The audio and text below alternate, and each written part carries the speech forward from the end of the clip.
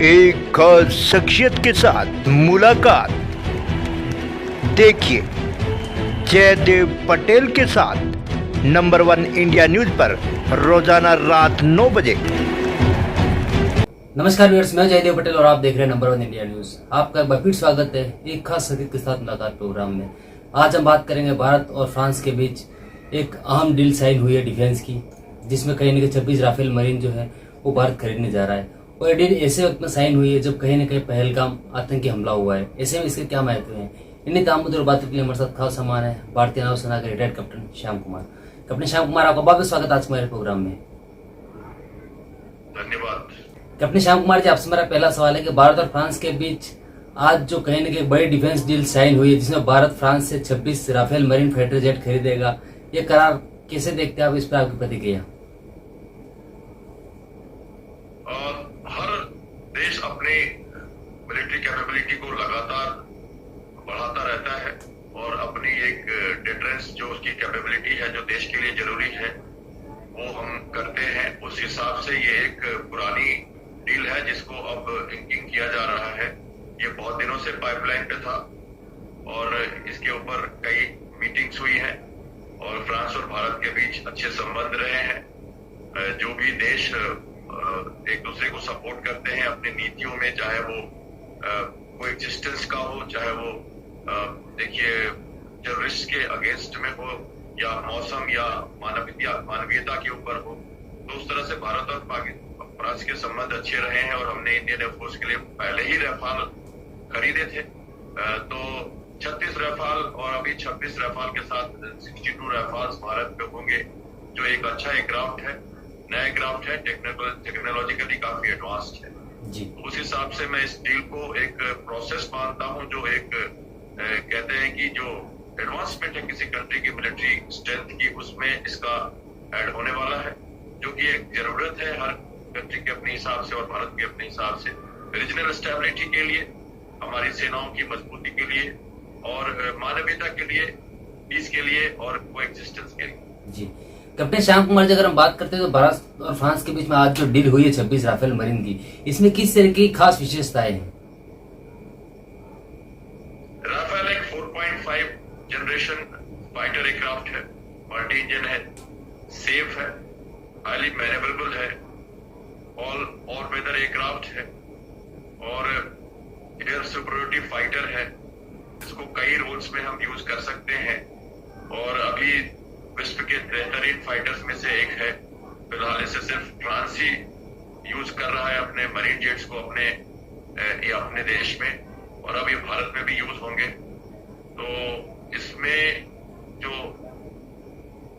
Endurance है, इसकी speed है, जो इसकी जो वेपन कैपेबिलिटी है, इसकी जो सेंसर्स कैपेबिलिटी है, और इसके साथ ही कुछ जो डील में बातें होती है ट्रेनिंग की, सपोर्ट की, वो सारी चीजों के साथ भारत ने गवर्नमेंट टू गवर्नमेंट डील किया है।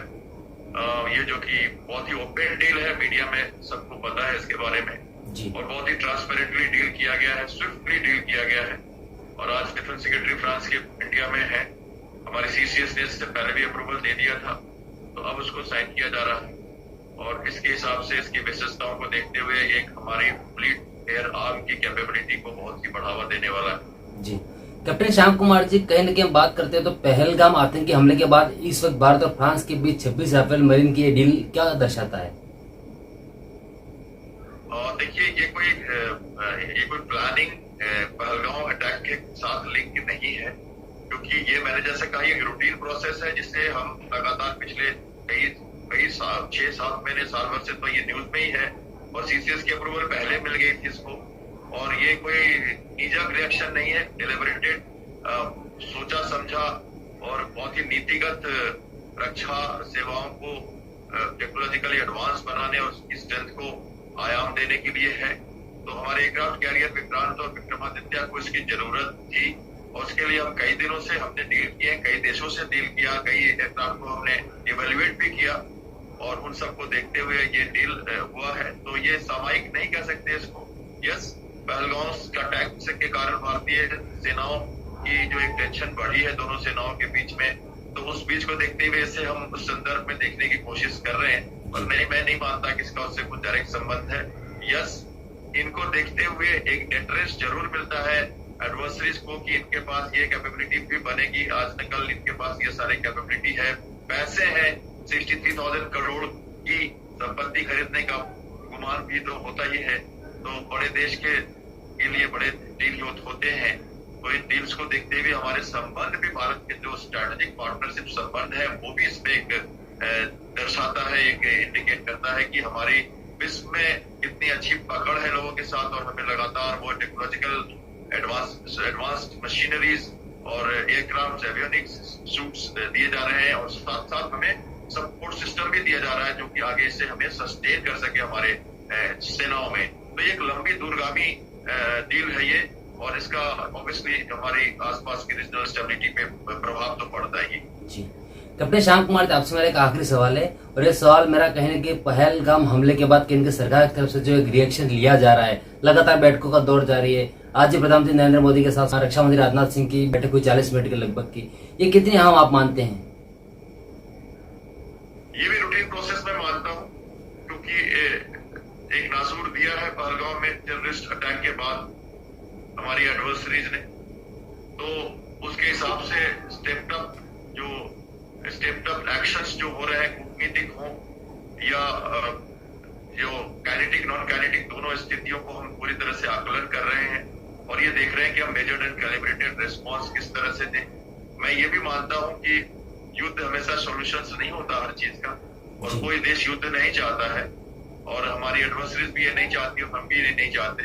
और जो कुछ हुआ है उसका मेजर्ड और कैलिब्रेटेड रिस्पॉन्स अगर नहीं दिया जाए तो शायद कोई भी नहीं मानेगा, क्योंकि इसे रोकना जरूरी है, और हर फ्लैंक से हर प्रकार से इसे सॉर्ट आउट करना ही पड़ेगा।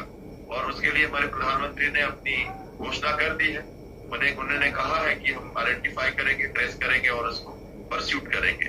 तो ये एक्शंस किस तरह से कब कैसे क्या होगा, उस हिसाब से ये मीटिंग्स चल रही है और अपनी नीतियां बनाई जा रही है। हम एक डेमोक्रेटिक कंट्री है और मेच्योर डेमोक्रेटिक कंट्री है, सारे प्रोसेस डेमोक्रेटिक होंगे, पॉलिटिकल विल के साथ होगा, जनता के विल के साथ होगा, और इंटरनेशनल विल के साथ होगा। तो इस हिसाब से मैं इसको देखता हूँ कि रूटीन प्रोसेसेस चल रही हैं, और इनके पीछे जो भी नीतिगत बातें हो रही हैं उनके हिसाब से ही हम निर्णय लेंगे। जी कैप्टन श्याम कुमार जी, आपने हमारे लिए समय निकाला, उसके लिए आपका बहुत बहुत धन्यवाद।